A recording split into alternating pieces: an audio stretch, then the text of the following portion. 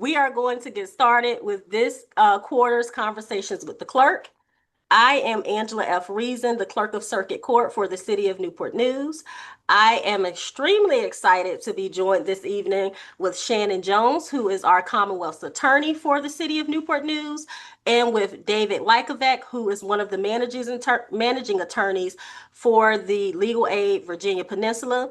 Of course, we do these, or we attempt to, quarterly, and we came up with doing this series, Conversations with the Clerk, on sealing and expungements because you all have been asking, you all have been visiting the office, sending us emails, and so we truly appreciate that.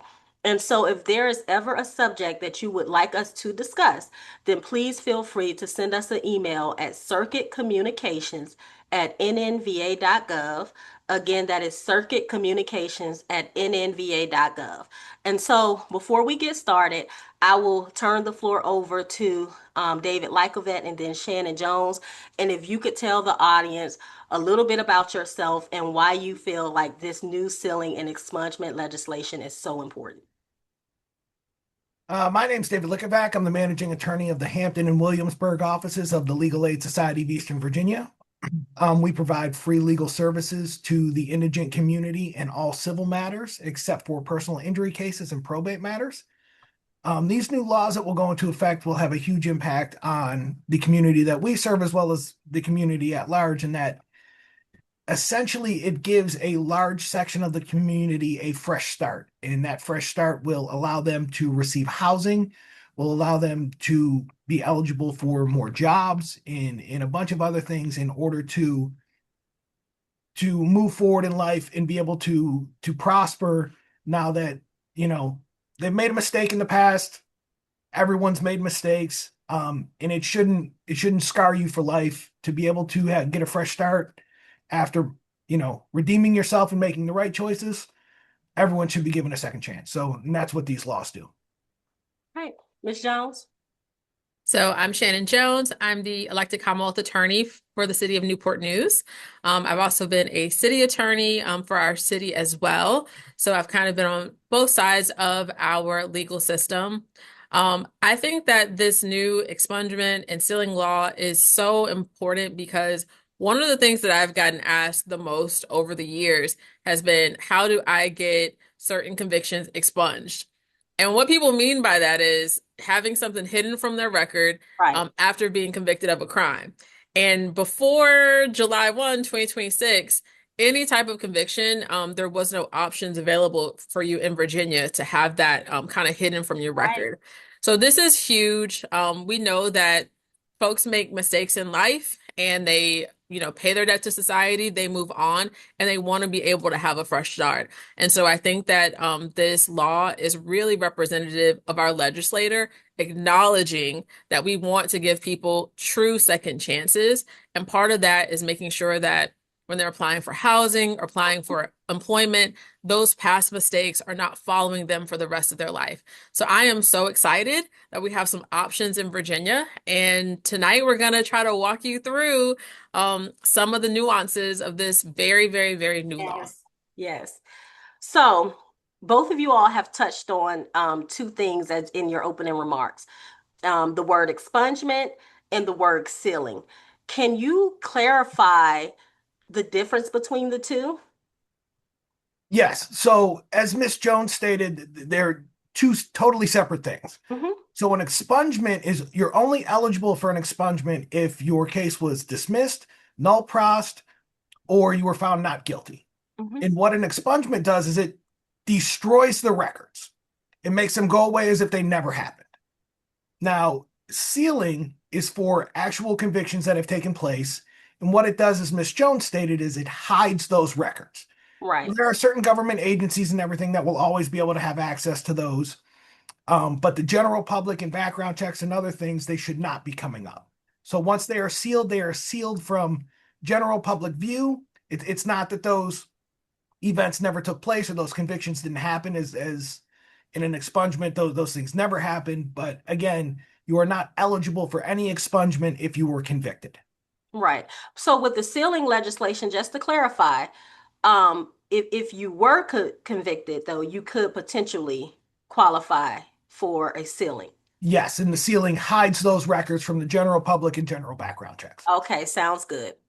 So some records will seal automatically, while others will require folks to potentially petition the court. Can both of you all elaborate a little bit about what that would look like in the nuances and instances where one may petition, or whether those cases will be automatically sealed? Sure. So automatic sealing is exactly what it sounds like. So it means that you don't have to do anything, you don't have to file any paperwork. It's something that's just going to take place with no action from you. There's a very limited number of convictions that will fall into that category, and it's short enough that I could tell you each one. So we're talking about petty larcenies, shopliftings, trespasses, disorderly conduct, and possession of marijuana cases. I think that that last one is a really important one because our legislators really focused on the historical imbalances that we've seen with respect to marijuana. And so Yes. we've got a lot of folks who have been impacted by that. We know that our Commonwealth is going through a transition with the legalization of marijuana. And so part of undoing that past harm was making this eligible for automatic sealing. And so the requirements associated with this is that you cannot have had a new criminal conviction within 7 years. And basically, this is going to be happening without any action by the citizen.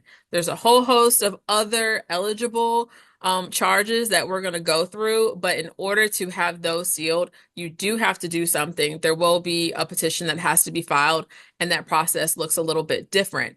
But I think that the automatic sealing is a fantastic start because we know that there's just some folks that have had these small, nonviolent, low-level offenses. And these are things that we see all the time that are going to pop up and be held against people. So I'm really glad to see that we're looking at kind of the most common type of occurrences that we see with folks that really are representative of people falling on hard times, like your shopliftings, trespasses, disorderly conducts.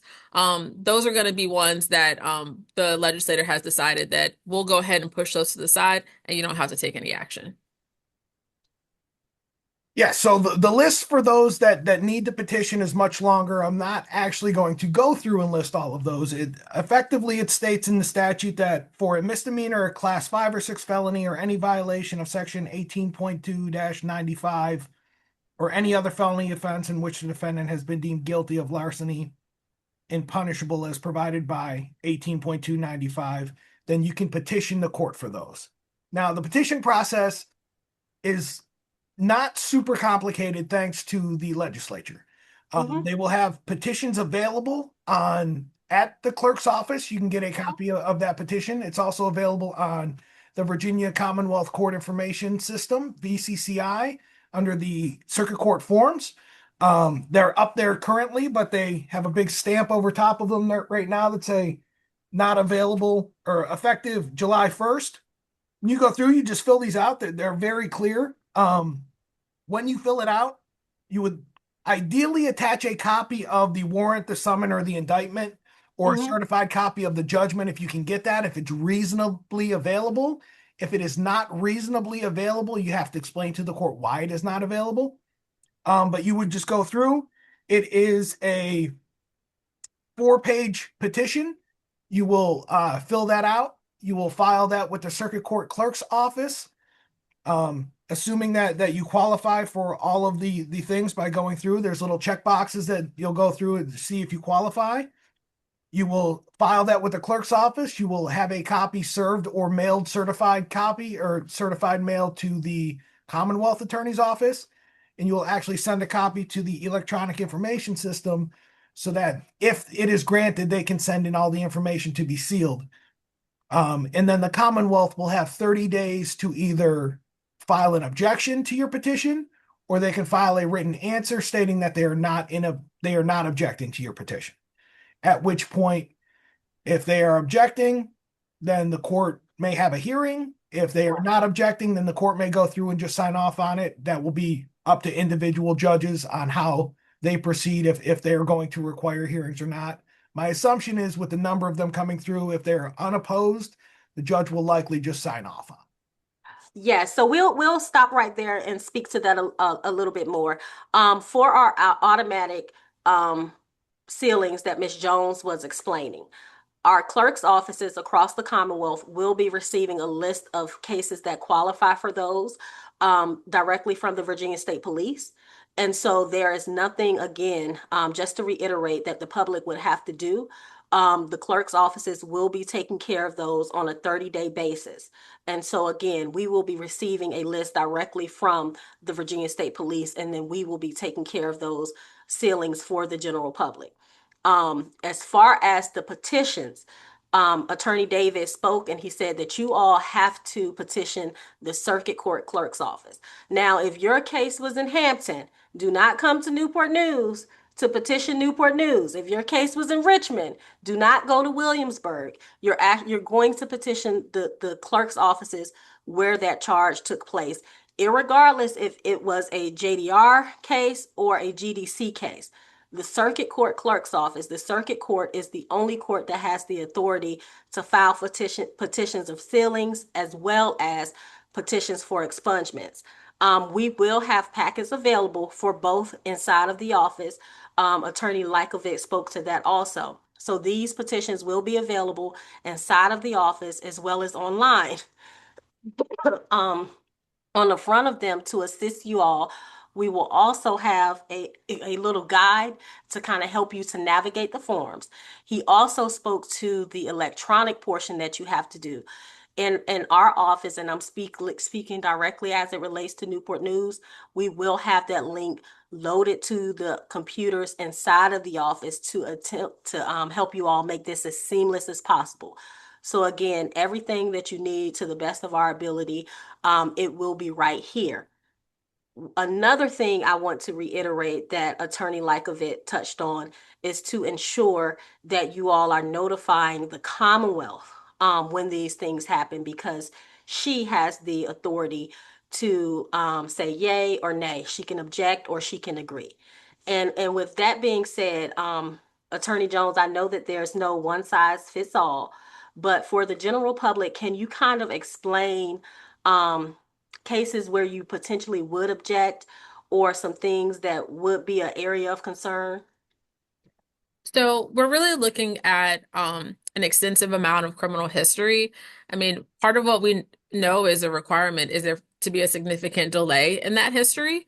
But if you're trying to get certain types of offenses sealed, but there's other questionable history that might be a concern, what happens a lot of times is that we are objecting, not necessarily because we are absolutely going to go to court and say you should not get something sealed, but we need to have that court hearing so that we can ask certain questions in court. Sometimes we can't find the answers to certain things. And so we would want for someone to come into the courtroom, be sworn in, and then explain some of the things that might be concerning to us. So 9 times out of 10, for any of the types of petitions like this that we go to court with, very oftentimes the basis of our objection is to get that court hearing. Sometimes there's certain information that we need to get. A lot of times, the way that the legislator has set this up, if you're eligible for sealing, then a lot of our typical concerns are not going to be there. They're only identifying certain types of offenses. So generally speaking, there's not going to be too many concerns. If you do get notified by the Commonwealth that there's an objection, don't assume automatically that we're against it. Very oftentimes we just need follow-up and additional information. Sometimes it's something that we just want to present to the court and for the judge to take into consideration. There's something called submitting. So we're just submitting it to the court and letting the court decide with the whole picture, because there might not be something that's obvious just based off of that petition. So there's really no specific set of circumstances that would cause the Commonwealth to say no. But we do like to go through that court hearing just so that everybody is clear about what has transpired and to make sure that the court has all the information before they're making that final determination. Right. And so segueing and elaborating a little bit on that, both of you all have touched a little bit on court cases. And I know the general public, and I see some of the questions in the chat box are asking, well, how would we know if we have to go to court or if we don't have to go to court? rule of thumb in Newport News, and I say Newport News because, of course, we cannot speak for other jurisdictions. Typically, we are not going to have a court hearing if your petition goes through, if Ms. Jones doesn't raise any objections, if our judges don't have any follow-up questions, then the judge is going to simply sign your petition or your order that you will include with your petition and with your pack that we're going to help you, that we're going to have for you all to help assist. And the judge will sign your order and then we'll process it. The only time that you're going to have a hearing in Newport News is if Ms. Jones objects or has further questions, or if our judges have further questions. If that happens, then you will be notified. You will either get a letter from Ms. Jones's office instructing you of such and telling you to contact my office, or you will get a letter directly from my office of the judge's staff from one of those three offices telling you all that we have questions or we're requesting a hearing, but you will be notified if there's an objection or we're requesting a court hearing from one of those three offices. Okay? We'll segue in a little bit into waiting periods. What do you both think that may look like?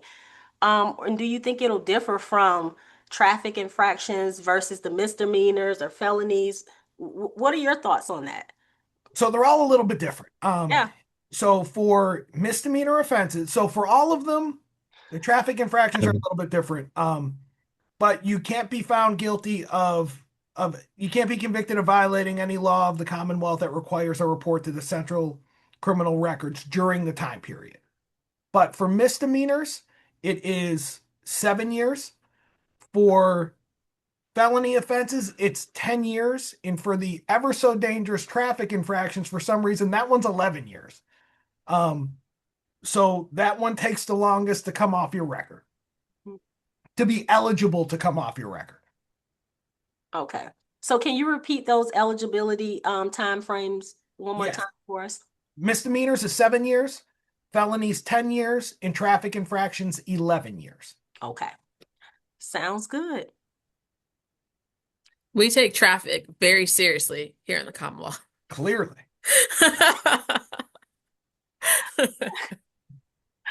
So we know a few years ago when this first came about and legislators were talking about automatic expungements and automatic sealings, the topic originally was about marijuana related charges. And then, of course, it began to segue into all of the other things we're talking about with misdemeanors and petty larceny and trespassing and traffic and all of those things, right?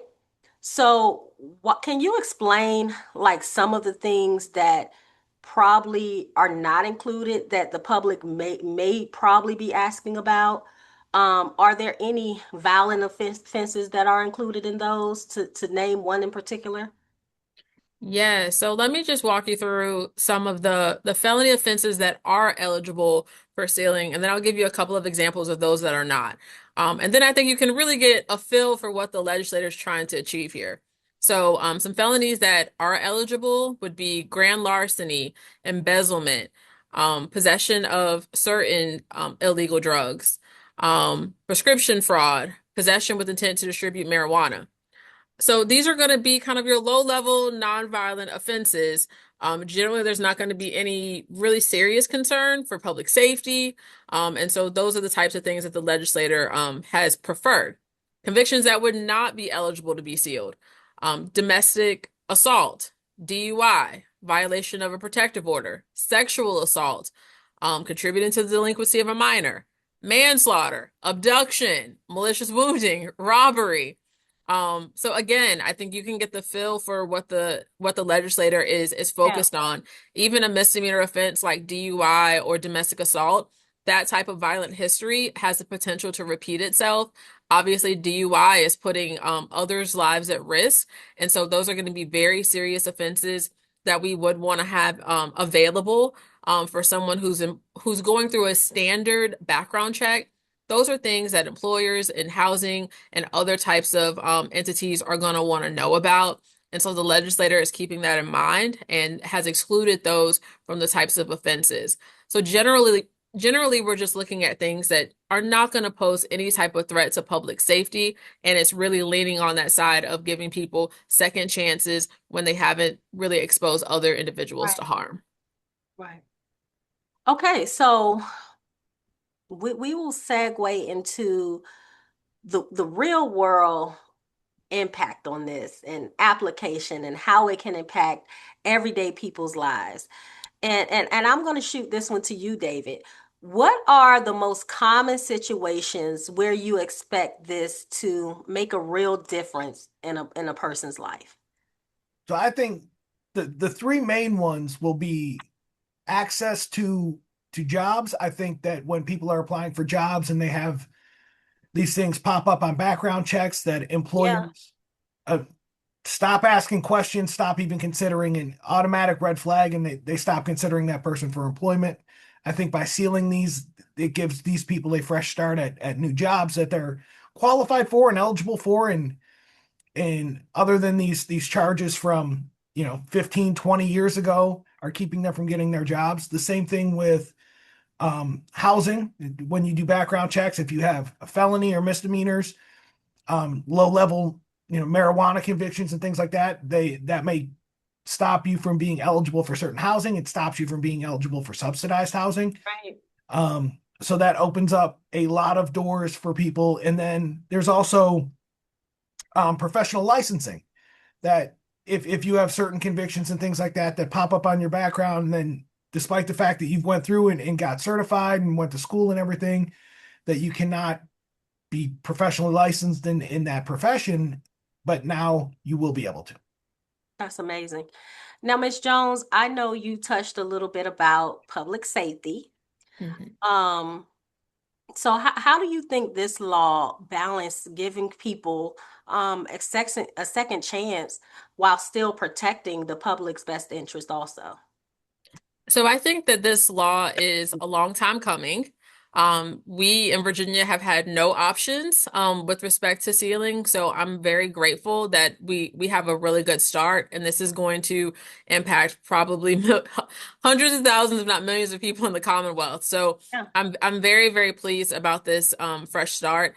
I do appreciate that the legislator is recognizing that public safety is a consideration, especially when we're talking about violent offenses. We want to make sure that the public does still have access to that information, particularly when we're dealing with a violent individual.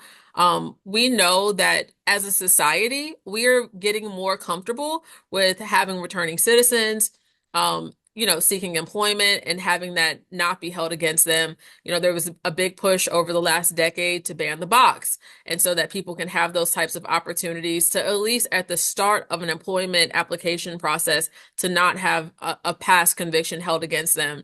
So I think that this is moving in the right direction. There's going to be certain types of employment, certain types of opportunities that you're going to need to know that information. And we can use our imagination to think of a million different scenarios where you would need to know if somebody had any type of violent history before Yes. we offered them an employment opportunity. But I think that this is a very good balance. Making sure that we've got a good number of convictions that are eligible, and we're going to be able to assist a lot of citizens in our community, while also making sure that we can continue to keep folks safe when it comes to employment or even volunteer opportunities that folks might be seeking. We can get that information that we need to make sure that we don't have people in situations that they shouldn't be in. Absolutely. If I may add on to this, Yes. the other thing with the public safety aspect of this is that there are requirements to be eligible. And some of those Yes. requirements are that you don't have other convictions and other things during those waiting periods. So these are people that made a mistake. It's Right. not people who have a huge rap sheet or anything else. It's they've made a mistake in the past. They've learned from it. They've stayed clean. They've paid their debt to society. They should have the chance to start over. And the other thing is that there's only a certain number of ceilings that you're eligible for. Yes. This is something where you can't, time after time after time after time, you keep making these mistakes. You cannot keep, if you've had more than two ceilings in the past, completely separate cases, then you're no longer eligible. Now, that being said, one thing that we haven't touched on is that if you're being sealed for an individual charge, that you can also have included in that all auxiliary cases. So if you get Yes. convicted of a low-level misdemeanor marijuana charge, and part of that charge you got a failure to appear or something else before the court, that is an auxiliary charge that was from this case. So that can be sealed as well as part of this matter. So that doesn't count as two separate sealings. It's all one case. So any charges that stem from that initial individual charge can all be sealed as one matter. Sounds good. Now, is it something that they should indicate to kind of trigger to say that on their petition? Yes, that's on the petition as well. Okay, sounds good. Okay, so when a record is sealed from public view, and we touched a little bit about this earlier, and I hear us keep saying, from it is sealed from public view, and we're referencing jobs, and we're referencing homes. Are there any other agencies that can still look at these sealed files? I'll kick that one to you, David, and then Shannon, if you can answer part two of this, um, and answer kind of if there's other people that can view these files, or in your case, when is an instance where the Commonwealth attorney would potentially request that the courts unseal this file? So yes, there are certain government agencies that will always have access to them. So I believe the police have access to them. I believe that the FBI will always have access to them. Along those lines, it's the general public that will not have access. Now, the individual who has had it sealed does have access to get copies or information from that file at any time. Just because it's sealed, it's not sealed against the individual themselves. They can petition the court if they need information about that file. That does not reopen it to everybody. It's just that Right. individual. But the list of mainly government agencies, I'm assuming that the Commonwealth's attorney's office will have access to those records in case there are like charges that come about in the Right. future and other things. Ms. Jones? Exactly. So I think that the main agencies that are going to have access, like David said, are going to be government agencies. Very oftentimes we have certain employers who are required to do background checks pursuant to state code or pursuant to federal law, and they have to have a certain level of, I guess, information. And so Right. those are the types of employers that we might see that would have access to it outside of a law enforcement agency. But those are going to be far and few between. Generally speaking, the purpose of this is to hide this from just a typical background check that most employers will be conducting.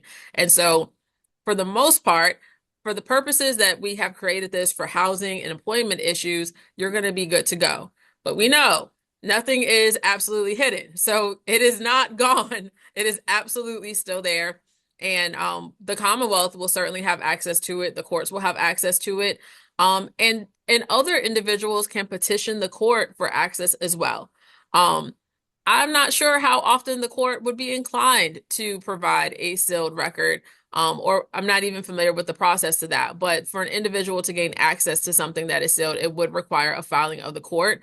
And so those are very unique set of circumstances that somebody would be doing that, and it would be up to a judge to decide that. But I think that the important thing to keep in mind here is, nothing is absolute, but I think this does a fantastic job of making sure that the purpose of the legislation is really being met by making sure that it's hidden in those types of scenarios where a conviction could be used against you in employment, housing, and other types of issues. Absolutely.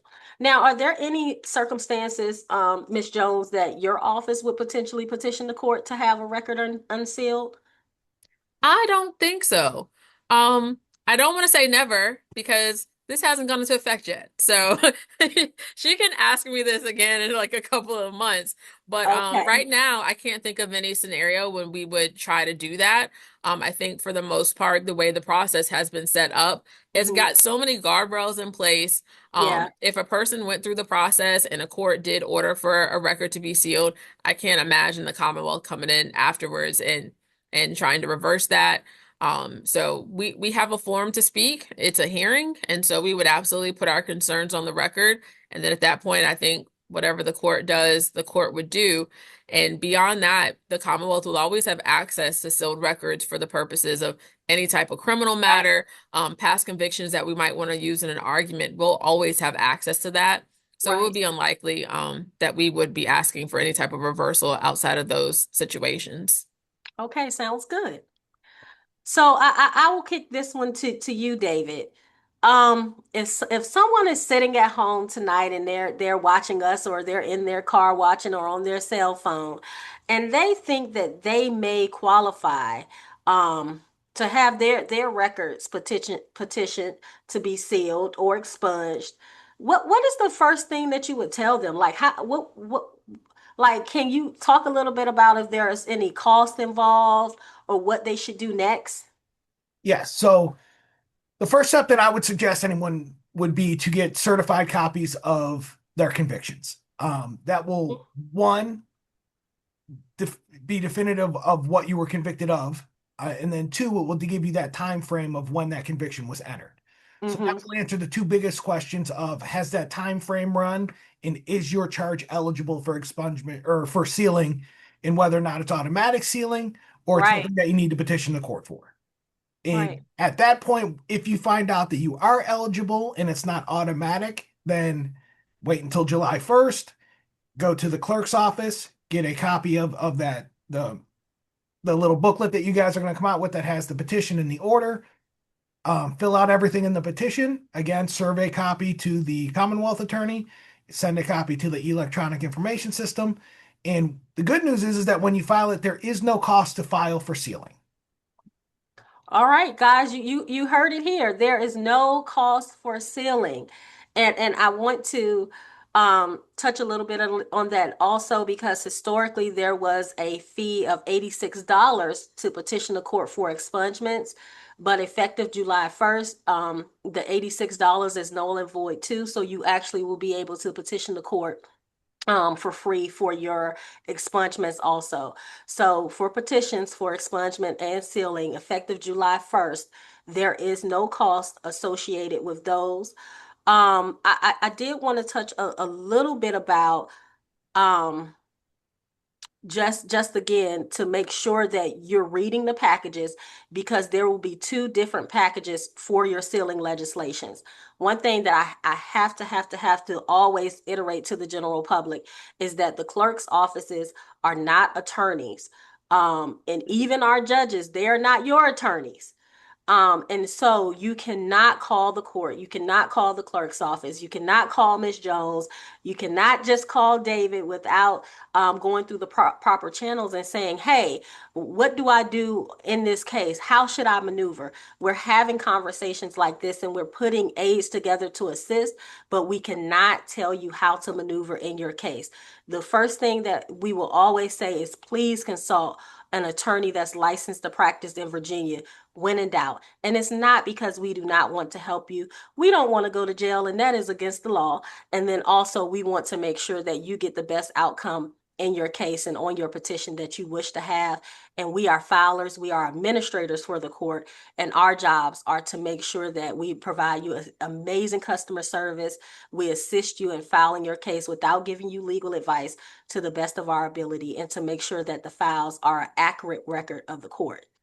I also wanted to touch a little bit on what David was sharing with you all about ensuring that you all have the prior convictions or those records that you are seeking to get sealed or expunged.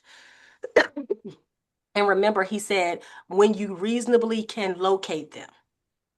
If you cannot reasonably locate them, please make sure to indicate that on your petitions for either expungement or sealing. Lower courts, general district court, juvenile domestic relations district courts, they are not courts of record. And so typically they purge their records every 10 years. So oftentimes, if that case has passed 10 years, you're not going to see it on the Virginia court's website. You typically can't go to the general district court or JDR court and say, hey, I need this conviction or this case that was non-prossed or dismissed and it's longer than 10 years ago. Most times they have already purged it because, again, they are not a court of record and they typically delete cases every 10 years. So I just wanted to make sure that we were clear on that, because that's one question that we get asked in the circuit court clerk's office frequently, and our systems do not interface. And so we cannot go to JDR or GDC and pull cases for them or tell them, hey, you got to give this person this case, or we cannot delete the case for them. That's not how the systems work. Okay. And So, just sorry, one other thing. no, But we said that there are no charges to file to petition for the sealing. If you are getting certified copies from one of the courts or anything like that, you may have to pay for your certified copies. yes, Not a part of the sealing process. It's only when you file for the actual sealing there's yes, a charge for that. But copies, there is typically a charge for from the individual. yes. So thank you for clarification on that. So yes, the petition cost after July 1st, there's no cost. But as he mentioned, yes, there will still be a cost for copies. And if you're looking to serve the expungement for the Commonwealth attorney, then there's still a $12 cost for that. But yes, there is not a cost for the actual petition. Thank you, David. You're welcome. All right. So I know this one may be a little difficult to answer. It kind of will be our opinion, but we know that this legislation is taking effect in 2 days. Do you think that there'll be a substantial amount of time before people start to see a difference on their background checks? And either one of you. That's my answer. It's I hard mean, to tell. yeah. I really don't know. David looks like he kind of has an answer. I think it's going to take a little bit. I mean, they're automatic, but when it's automatic, there's still paperwork that other people need to do. It's Yes. just something that Yes. person. So we're talking about hundreds of thousands of cases going Mhm. all the way back to 1986. Yes. So Across the entire state. yes. And then once those are sealed, then that needs to be sent out so that the agencies Right. and everything else get that information. So I would not expect, if you haven't something that's eligible for automatic sealing as of July 1st, don't go check on July 2nd and see if it's sealed. And if you can still pull it up on a website or something else, that will still be there. There's going to be a delay, even processing new ones Yeah. through petitions and everything else, just because of the sheer number that have to be done. And I would say, yeah, I would say have absolutely no expectation of seeing anything for months. I mean, the volume that we are talking about that all goes into effect July 1 for automatic sealing. I mean, I literally have no idea how the Virginia State Police would even be processing all that. So, I mean, like, have zero expectation of seeing that anytime soon. I would give it a lot of time. And honestly, once they start to come off, I'm sure at some point we'll know. And so we can at least share that information they're starting to come off so you can know like how long you can expect to wait.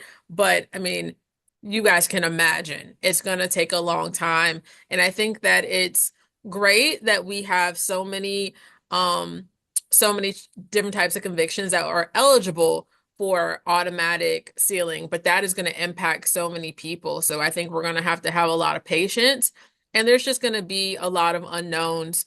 I say patience and grace all around. God bless our clerk's office. Please have patience with them. But this is going to be a lot, and so I think that some of this we're going to be figuring out together. So I think we'll have to stay tuned and see how it all ends up playing out. I think you all did an amazing job answering those questions. We have to remember that while it's automatic, meaning that the general public doesn't have to do anything, there are still real life people behind the scenes that are making the process automatic for the general public, from the Virginia State Police to the clerk's offices. And so we have to look at that, first the clerk's offices have to receive those reports, understanding that whatever the Virginia State Police have to do to even go through records to determine what we're sending now. And let's remember, we're going back from January 1st, 1986. And so that is a very long time. And then the clerk's office is not just clicking one button and the record is sealed. There's an entire process that we have to do. And then preparing the court orders and the judges signing the court orders, and then sending this information back out to other agencies as well, or in lower courts also if the case is not a circuit court case. And so, yes, I will echo in both of you all sentiments in that please offer grace. We don't have a time frame right now because this is new for everyone, but we definitely will be working tirelessly to make sure that we are processing as fast but efficient as possible. All right. The time is now 6:45. I want to give the general public time to ask us some questions. And so I will shoot some questions to them and then we'll close. If because I feel like we've covered almost everything we had, and I want to make sure that we are answering questions from the general public. Also want to iterate to the general public that if you have questions as it relates to your individual case, then please, please, please consult an attorney. We are only able to answer general questions as it relates to the processes this evening. And so I am going to see what we have in the chat box.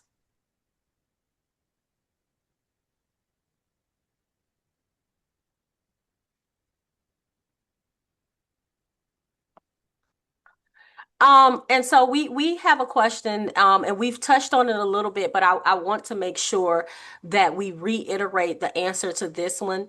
How do you apply for sealing? Is a lawyer needed? And are there fees associated? No fees are not associated unless you're issuing service, which is $12 in Newport News, or unless you're requesting copies. Copies in Newport News are 50 cents a page and $2 if you would like the copy certified. And that's not $2 per page, but $2 for the entire packet of what you're getting certified plus 50 cents a page. The petition is free. And so you're going to petition the circuit court clerk's office in the jurisdiction where the charge occurred, the charge and or conviction. Would you all like to add anything to that? Yeah, you do not need an attorney to petition the court. As stated, you can go in, you can file it. To be honest, you likely don't need an attorney unless there is some sort of an objection or anything else from the Commonwealth's office. Then you should just be good.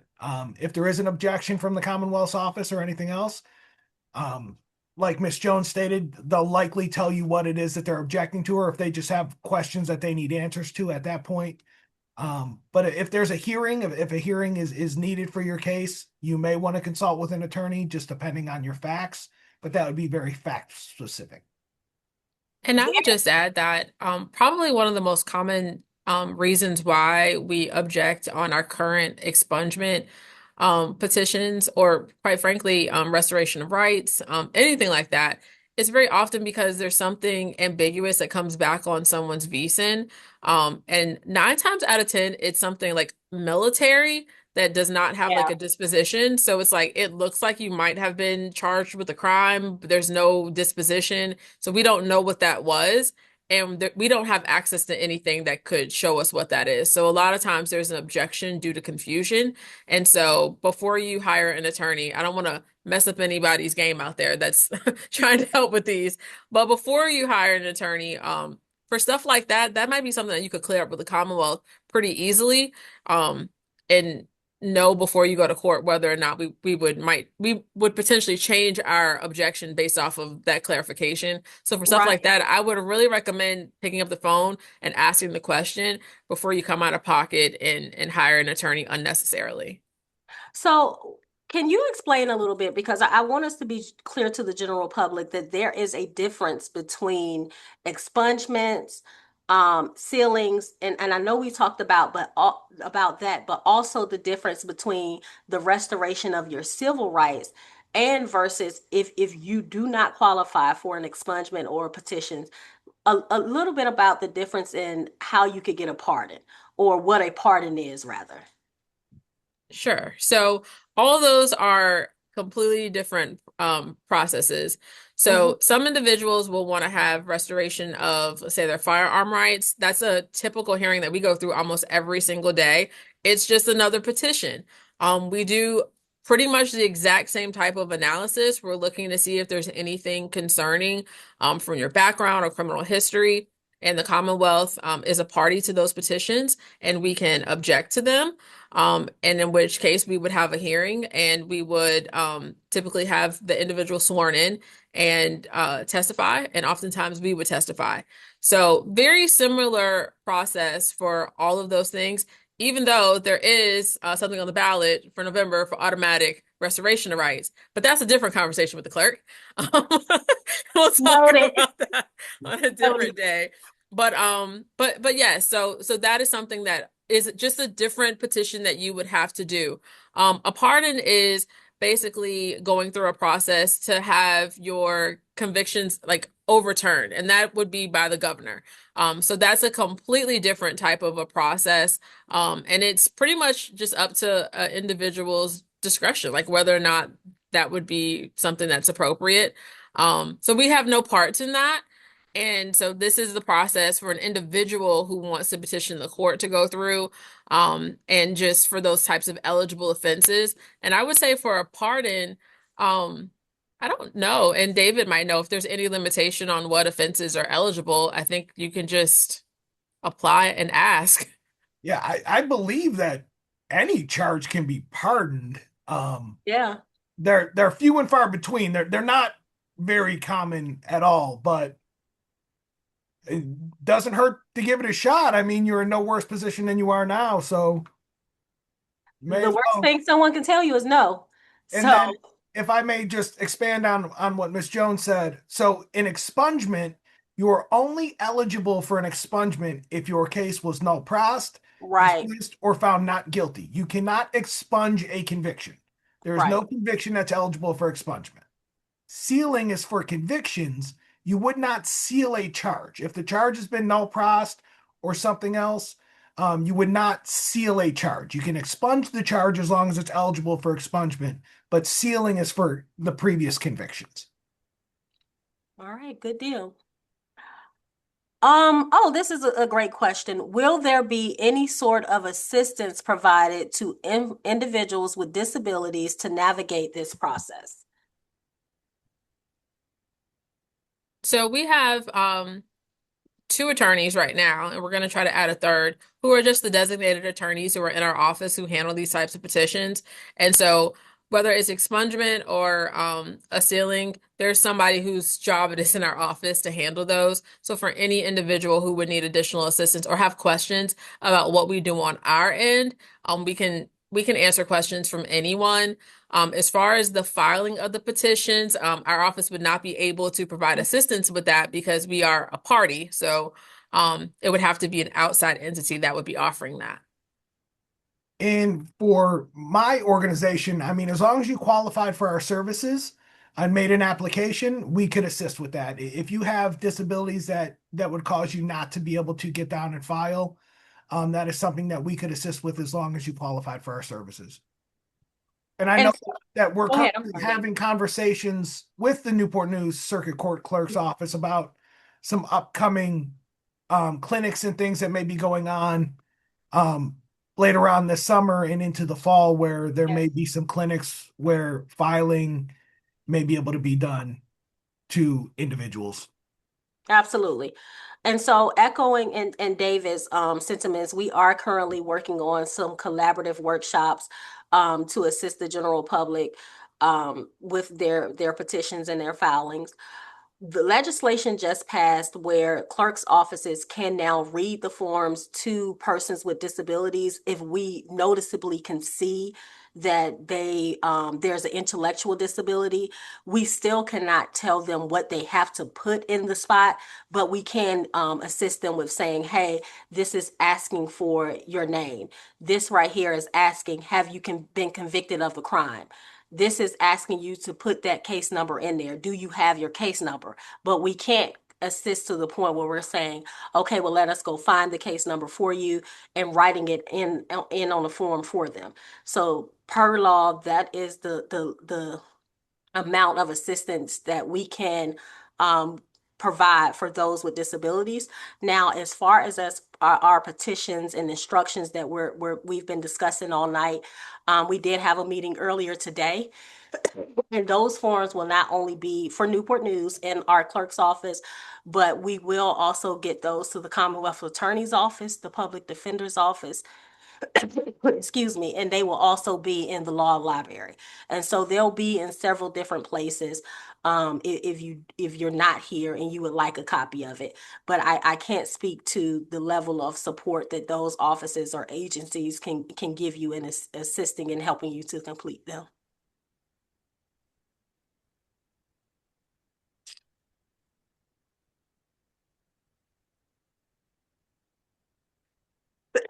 Oh, that's a good question.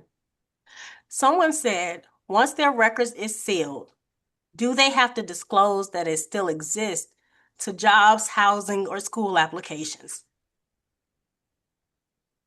I think the answer to that is it depends. It depends on the type of scenario that you're in. I can imagine a situation where, like, say you're in court and you got asked a question under oath, then the answer is yes. So just because something is sealed and it's not available for general public view, it doesn't mean that it doesn't exist. And I think that's a really important distinction. The idea behind this is to make sure that you're not being prejudged in employment, housing, and things like that, especially in situations where it's not relevant. Mhm. But as we mentioned, for some types of employers, like they are going to be able to see that. And so you wouldn't want to say that, like, no, I don't have this when you do. Right. So it's definitely going to be a situation where if you say that you don't have that conviction and it's been sealed, it might be used against you and it might hurt you for that particular outcome. And I will speak to that personally a little bit. I've been the clerk now for 6 years in Newport News. But prior to that, I did work at NASA Langley and I worked for the commander at the naval base. And so I had to undergo substantial background checks in order to get my security clearance. And so you have to disclose everything as far as you skipped off the sidewalk and you was jaywalking. Um, even traffic infractions, even once your security clearance came back, if you got in a car accident or there was anything that came up, you have an obligation to report. And so for certain jobs, I will tell you it is extremely important for you to be transparent because they're going to run the background check. And as we spoke earlier, for those government agencies, they're digging deeper than a typical job can, where it may not be up there, where um, they can see everything. And so you want to make sure that you are providing correct information and reminding you that, again, an expungement and a sealing is not the same. And so because the case is sealed does not mean it does not exist. And so for those types of things, I echo in Ms. Jones' sentiments.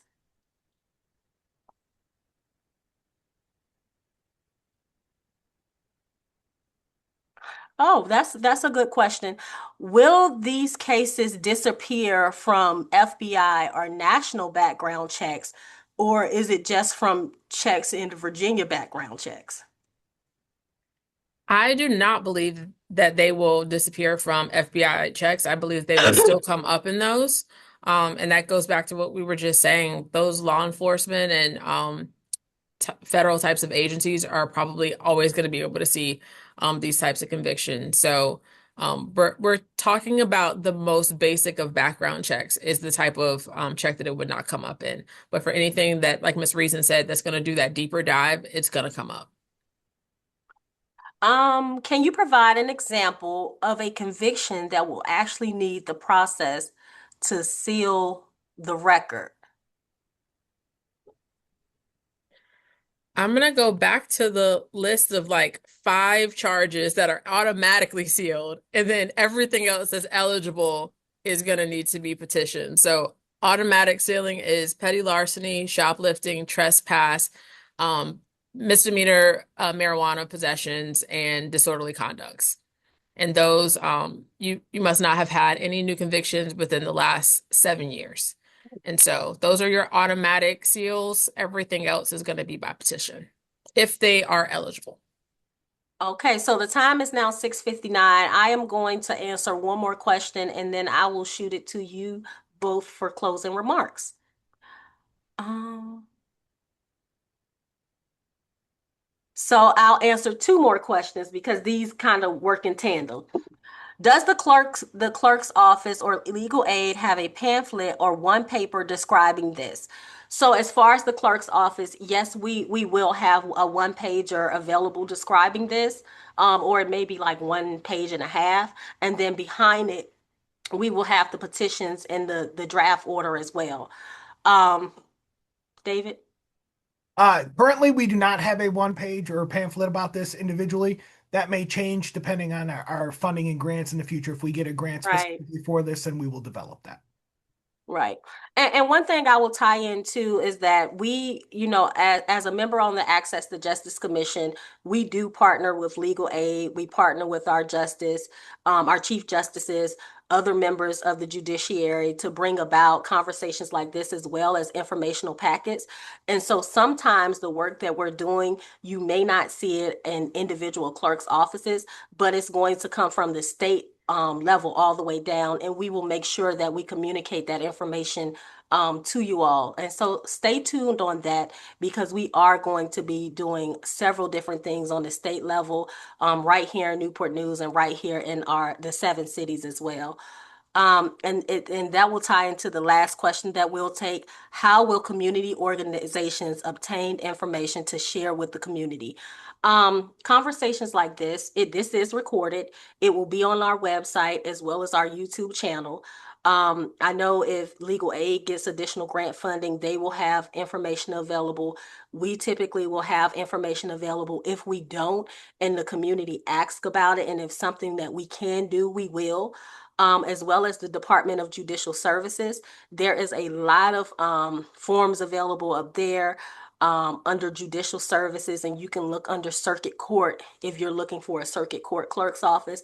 What I always tell the general public is to check with the clerk in that locality because circuit court clerks have a lot of discretion on the forms that they accept versus what they don't accept or how petitions are filed if there's a court date, if there's not a court case in those areas. So make sure when in doubt that you speak with your elected circuit court clerks in whatever city or county that you live in.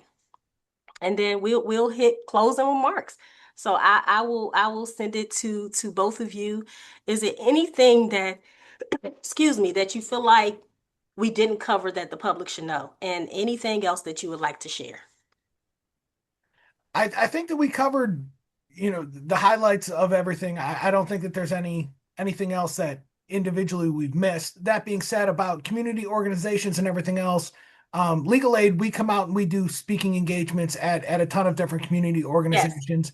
If you're a part of a community organization that you would like us to come out and possibly do a presentation on this or other legal matters, give us a call, and that's something that we can definitely partner with and we can do to increase the number of people that know about this. And I will just say, we had a meeting today. We were going through some of this.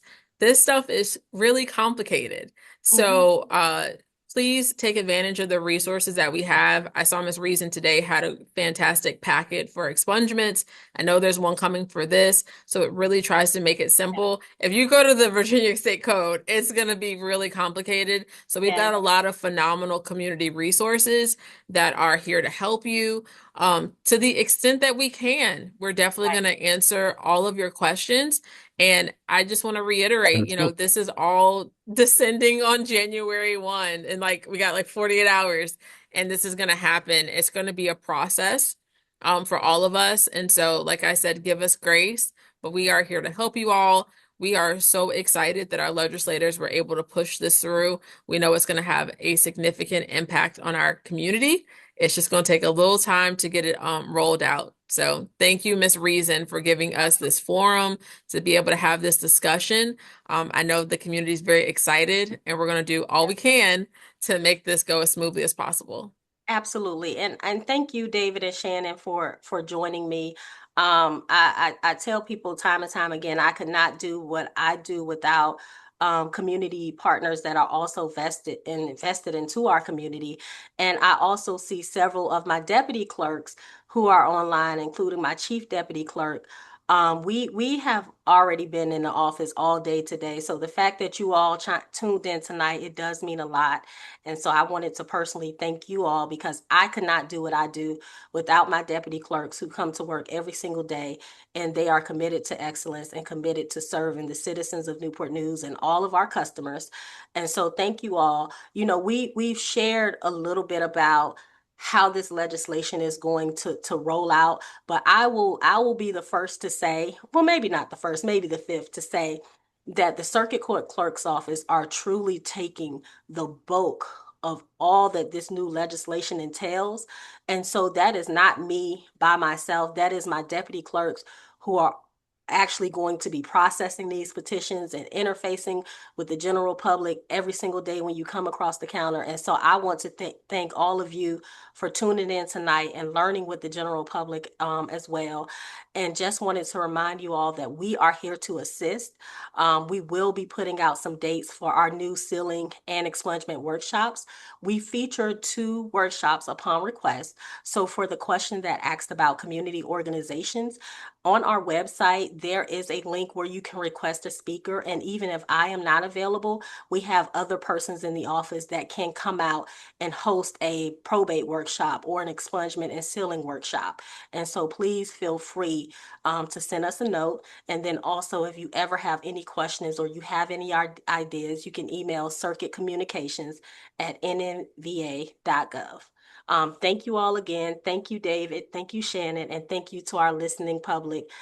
This webinar will be online and again on our YouTube channel and on our website. Thank you all and have a great night.